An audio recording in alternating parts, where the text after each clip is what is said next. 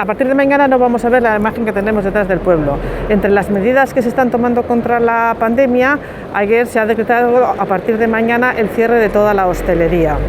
Desde EH Bildu Santurtzi queremos, en primer lugar, hacer llegar todo nuestro apoyo y solidaridad a los trabajadores y trabajadoras del sector.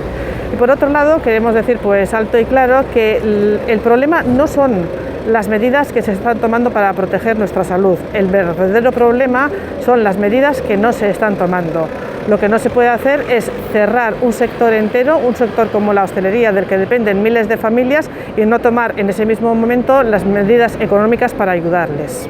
Por eso, desde Euskal Herria Bildu, la semana pasada presentamos en el Parlamento Vasco una propuesta clara y concreta, en las que se proponían medidas como, por ejemplo, una ayuda mensual de entre 600 y 1.200 euros para quien haya tenido que cerrar su local por esas restricciones, una ayuda entre 400 y 800 euros para quienes acrediten unas pérdidas de más de un 25% en sus ingresos habituales, mejoras para el aplazamiento del pago de impuestos para este sector y, como punto final, estudiar jurídicamente cómo hacer que el pago de los alquileres no sea una carga insoportable.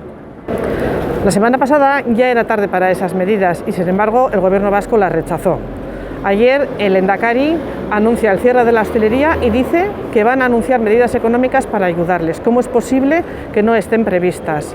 Hoy, desde EH Bildu Santurtzi, queremos decir que o ayudamos a este sector o vamos a ver una verdadera crisis económica y social.